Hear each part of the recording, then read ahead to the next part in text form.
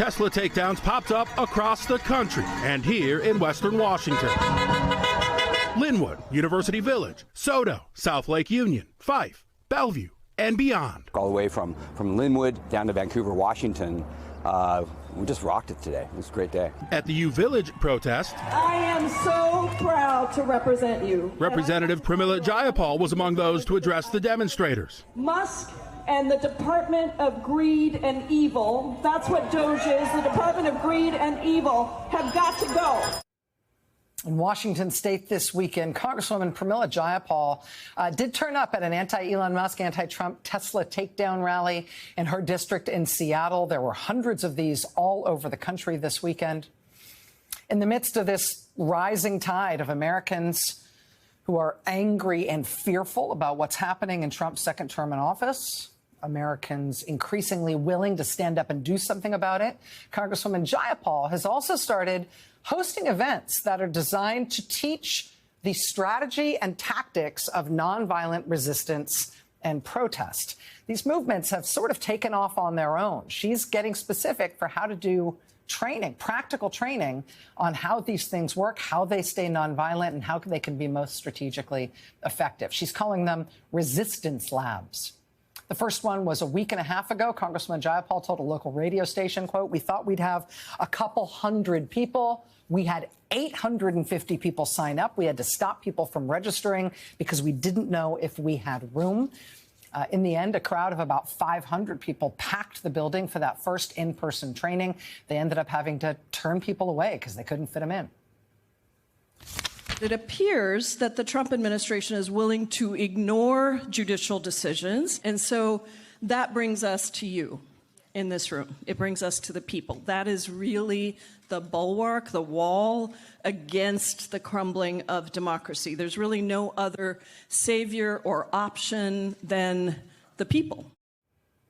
This weekend, Congresswoman Pramila Jayapal decided she would hold a follow-up, a second so-called resistance lab. The Congresswoman says more than 1,500 people took part in the follow-up event this weekend. Not just people who are constituents, not just people from Washington state. She says it was 1,500 people in 31 different states. Joining us now is Congresswoman Pramila Jayapal, Democrat from the great state of Washington. Congresswoman, it's really nice to see you. Thanks very much for being here. Thank you for having me, Rachel. Help me understand this idea of the resistance lab and what you're talking about in practical terms at these events. Yeah, I mean, what we decided is that we really need to help Americans understand what happens when democracies fall, when dictators take over. We've been pretty complacent in America. We haven't had to really deal with this in any real way.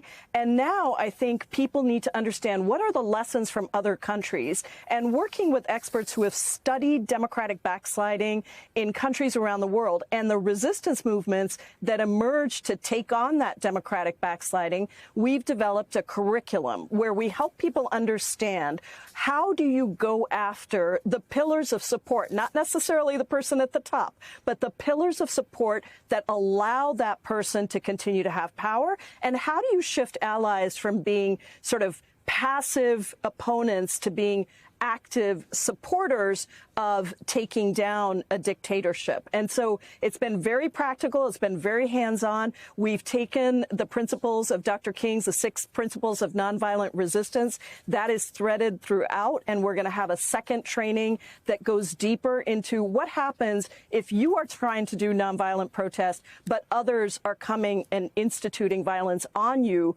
Think of church basements across Selma, right, Rachel? All the training that went into preparing people. And at the end of the day, we are plugging people in both to actions that are happening right now in their locale that they can get engaged in, but also preparing them for the moments that will come of coordinated resistance, whether it's distributed action or mass action, that people need to be ready for. And we're increasing the understanding, which also increases the ability for people to think about taking more risk, perhaps, than they might have otherwise, because that level of risk tolerance goes up based on how severe people think things are. So we're really readying us for those big moments that we hope don't come, but certainly look like that is the direction that we're headed.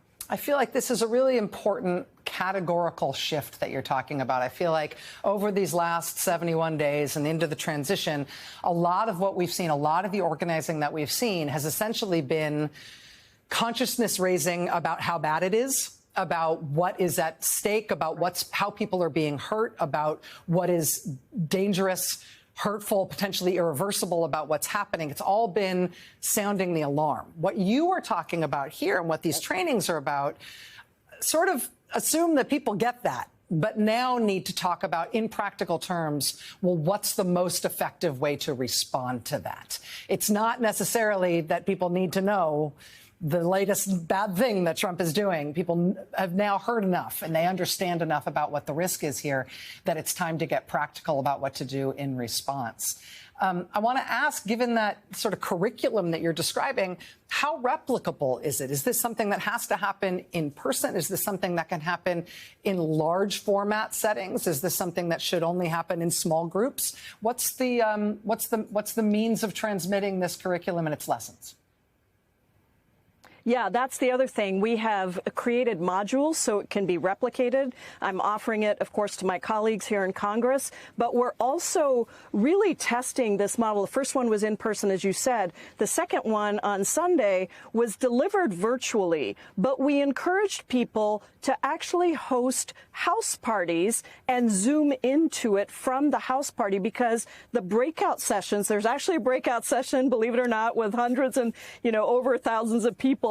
We can do these breakout sessions, and they're important because people have to test their analysis. They have to test their ideas. And there have been some fabulous ideas coming forward given the frameworks that we're offering. So we offer frameworks of how to think about what actions are most effective. We offer examples of those. We offer specific tactics, but we encourage people to be creative about the principle of what they're trying to achieve and then how to best achieve it. So the breakouts are important. We can deliver the whole training in mass without those breakouts.